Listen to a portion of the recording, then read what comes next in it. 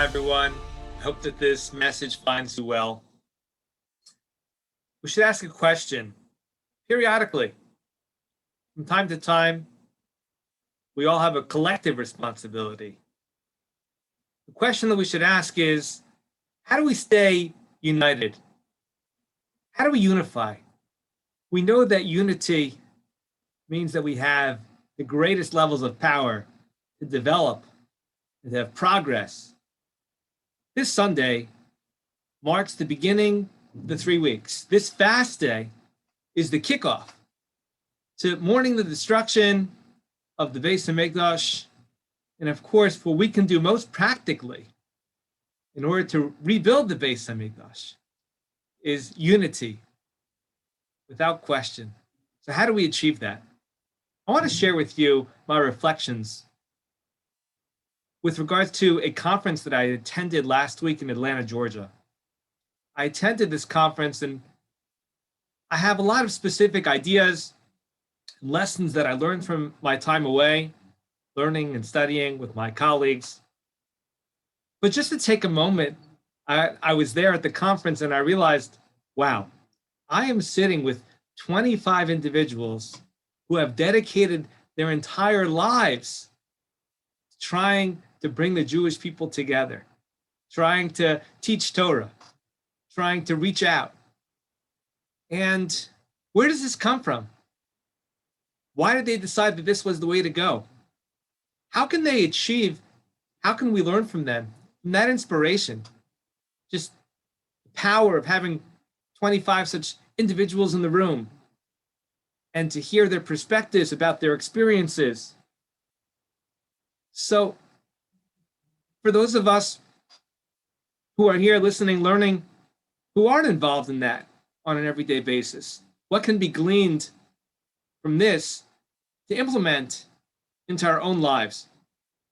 So I want to share with you the Mishnah in Avos, the concept of Lilmod Lamed, to learn and to teach. And there is an unbelievable message that lies within.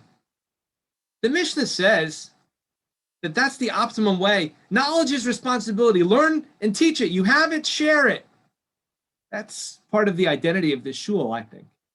But I want to share with you specifically the commentary of the Tosfos Yantiv, Rav Heller, the famous commentary and rabbi from the 16th century. So he says, you know what this means?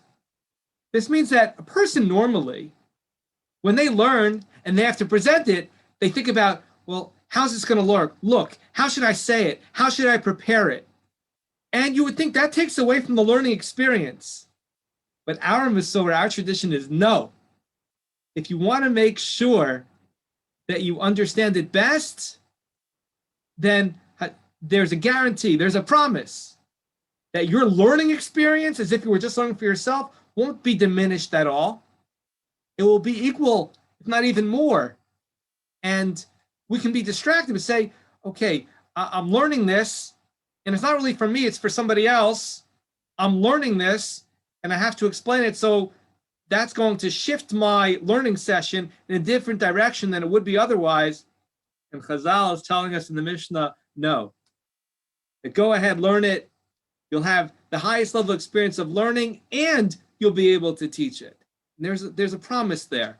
That's the way Hashem made us. That's the way Hashem made our abilities when it comes to our relationship with Torah and sharing Torah.